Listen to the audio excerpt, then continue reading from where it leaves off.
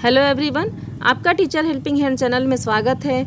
आज मैं आप लोगों के साथ फेज़ 5.0 में 11वें सप्ताह का ई कंटेंट जो कक्षा 4 के लिए आया है वह वीडियो में शेयर कर रही हूँ।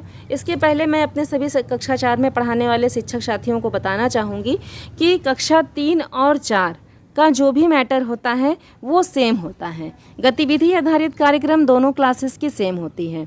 अभी हमारा शून्य सप्ताह चल रहा है, तो शून्य सप्ताह में जो गतिविधियां कक्षा 3 के लिए होती हैं वही गतिविधियां कक्षा 4 के लिए भी होती हैं। DDUP के कार्यक्रम के अनुसार से हम लोगों को अपने बच्चों को अभी बिल्कुल भी नहीं पढ़ाना है, क्योंकि हमारे बच्चों का स्तर कक्षा 4 का अभी नहीं है। काफ़ी लर्निंग गैप हमारे बच्चों के बीच में हो गया है, तो इसलिए अभी हमें अपने बच्चों को सहज पुस्तिका, समृद्ध पुस्तिका और जो भी हम लोगों को विभाग के द्वारा स्कूल रेडीनेस प्रोग्राम के तहत जो भी कार्यक्रम आ रहे हैं, ध्यानाकर्षण के मॉड्यूल के तहत ही अभी अपने बच्चों को पढ़ाना है। तो मेरे चैनल पर आपको कक्षा 3 की शिक्षक डायरी उपलब्ध मिल जाएगी। कक्षा 3 और कक्षा 4 सेम ही हैं, तो आप जिस तरह से कक्षा 3 की शिक्षक डायरी भरी हुई है सेम वैसी कक्षा 4 की भी भरी जाएगी, तो आप आसानी से देख करके उसको भर लीजिएगा।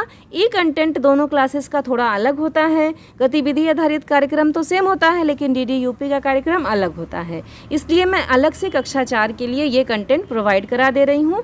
तो आप लोग शिक्षक डायरी जो कक्षा 3 की अपलोड है, आप वहीं से देख करके कक्षा 4, वहाँ पर कक्षा 3 और कक्षा 4 एक साथ भी मैं लिख सकती हूँ, और लेकिन मैंने कक्षा 3 ही सिर्फ लिखा है।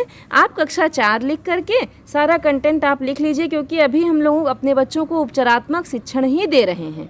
अब ज़्यादातर विद्यालयों में वे बच्चों की स्थिति ऐसी है कि हम लोगों को उपचारात्मक शिक्षण देना पड़ रहा है, तो इसलिए अभी हम लोग एक साथ ही शिक्षक डायरी भर सकते हैं, उसमें कोई भी प्रॉब्लम नहीं है। तो ई पाठशाला के रजिस्टर को आप यहाँ से देख करके लिख लें, 5 आसान से कॉलम बना करके अपने रजिस्टर को मेंटेन कर लें, और शिक्षक डायरी आप कक्षा 3 की देख करके लिख लीजिए, जो कि कक्षा 4 और 3 और 4 दोनों के लिए है।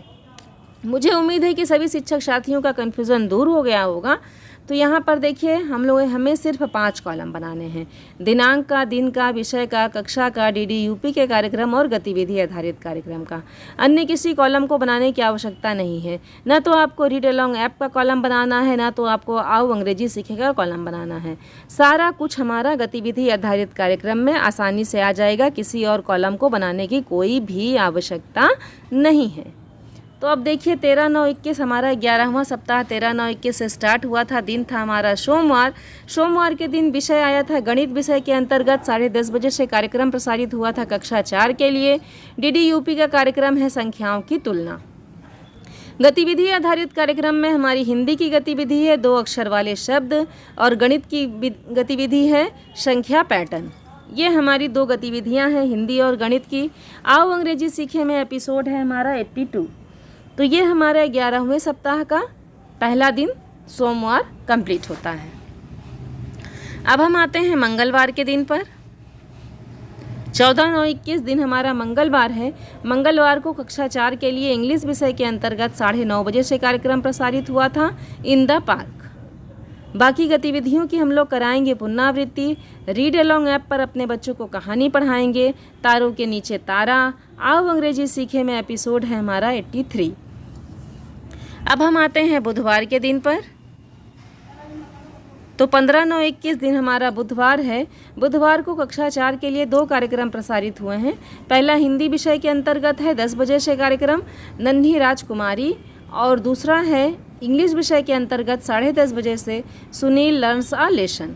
तो 2 कार्यक्रम हमारे DDUP के हैं। बाकी गतिविधियां हैं, तो गतिविधि में हमारी पहली गतिविधि है 3 अक्षर वाले शब्द। दूसरी गतिविधि गणित की है संख्या पैटर्न। आओ अंग्रेजी सीखे में एपिसोड है हमारा 83। तो अपने दिन बृहस्पतिवार के कंटेंट को देखें। इसके पहले मैं अपने शिक्षक साथियों को बताना चाहूँगी कि हमारे शिक्षक साथी जो कन्फ्यूज्ड हैं कि DDUP का कार्यक्रम और गतिविधि आधारित कार्यक्रम के अनुसार से हम अपने बच्चों को पढ़ाएं कि नहीं पढ़ाएं, या हम लोग कहाँ मेंटेन करें, तो देखिए मैं बता दूं कि आप लोगों को अपने ई पाठशाला 5.0 के रजिस्टर में जो भी विभाग के द्वारा गतिविधियां दी जा रही हैं उसे आप यहां पर लिखें, और अपने कक्षा के स्तर के अनुसार से जो रियलिटी हो आपके कक्षा के बच्चों की, सेम आपको वही रियलिटी अपनी शिक्षक डायरी में भरनी है। क्योंकि अधिकारियों के निरीक्षण के समय ये नहीं होना चाहिए कि आपने ये शिक्षक डायरी में लिखा है तो आपके बच्चों को, क्या आपके बच्चे इस स्तर के हैं। तो इसलिए हम लोग अपने कक्षा के स्तर, बच्चों के स्तर के अनुसार से अपनी शिक्षक डायरी भरेंगे और 5.0 के रजिस्टर में पूरा कंटेंट अपना मेंटेन करेंगे। अब इसी में देख लीजिए, जो ये बुधवार का कार्यक्रम है, तो इसमें हमारी गतिविधि है 3 अक्षर वाले शब्द। हम लोग आसानी से 3 अक्षर वाले शब्द अपने बच्चों को पढ़ाने में यूज़ कर सकते हैं। तो हम लोग यहाँ से गतिविधि अपनी डायरी में लिख सकते हैं। अगर हमारे बच्चे 2 अक्षर के शब्द पढ़ चुके हैं तो 3 अक्षर के शब्द हम यहाँ से पढ़ा सकते हैं। संख्या पैटर्न भी हम अपने बच्चों को पढ़ा सकते हैं। तो इस तरह से आपके पास लिखा होना चाहिए। जो कंटेंट आपको लगे कि हाँ हम इसे अपने क्लास में यूज़ कर सकते हैं, उसे आप अपने क्लास में यूज़ करिए। और जिसे नहीं यूज़ करना है, जैसे मान लीजिए अब ये चैप्टर है हमारा सुनी लर्न सा लेसन। अगर हमारा बच्चा अल्फ़ाबेट अच्छे से पढ़ पा रहा है, सभी मिला करके चैप्टर्स पढ़ पा रहा है, तब तो हमको ये लेसन पढ़ाना है, और नहीं तो हमें सिर्फ आओ अंग्रेजी सीखें का अभ्यास करवाना है। तो मुझे उम्मीद है कि सभी शिक्षक साथी समझ गए होंगे कि किस तरह से हमें अपने रजिस्टर में और 5.0 के रजिस्टर को और डायरी को मेंटेन करना है। अब देखिए हम 16 तारीख के कंटेंट पर आते हैं। तो 16/9/21 दिन हमारा है गुरुवार। गुरुवार को कक्षा 4 के लिए कोई भी कार्यक्रम प्रसारित नहीं हुआ है DDUP पर, तो मैंने यहाँ डैश लगा दिया है। बाकी गतिविधि आधारित कार्यक्रम में गतिविधियों की कराएंगे पुनरावृत्ति। रीड अलोंग ऐप पर अपने बच्चों को कहानी पढ़ाएंगे आमने सामने। आओ अंग्रेजी सीखे में एपिसोड है हमारा 84।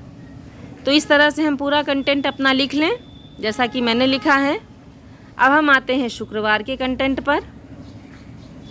तो 17/9/21 दिन हमारा शुक्रवार है। शुक्रवार को कक्षा 4 के लिए फिर से DDUP पर कोई भी कार्यक्रम प्रसारित नहीं हुआ है, तो मैंने यहाँ डैश लगा दिया। बाकी गतिविधियाँ हैं, तो गतिविधि में हिंदी की गतिविधि है बड़ा आ की मात्रा के शब्द। अब यहाँ देखिए आ की मात्रा के शब्द है, तो आ की मात्रा में हम क्या कर सकते हैं, अपने बच्चों को अभी हम उपचारात्मक शिक्षण में आ की मात्रा के शब्द पढ़ाएंगे, तो हम इस गतिविधि का वहाँ पर यूज़ कर सकते हैं। तो यही मेरे कहने का मतलब है कि जो आपको लगे कि मेरे कक्षा के स्तर के अनुसार से ये गतिविधि या ये कंटेंट है, उसे आप अपने क्लास में यूज़ करिए, और जो लगे कि ये हमारे कक्षा के बच्चों के स्तर के अनुसार से नहीं है, उसे आप अभी स्किप करिए। और जब हमारे बच्चों का स्तर हमारे कक्षा के अनुरूप हो जाएगा, तब हम लोग उन गतिविधियों का, उन कंटेंट का यूज़ अपने बच्चों पर करेंगे, पढ़ाने में बच्चों को उसका यूज़ करेंगे।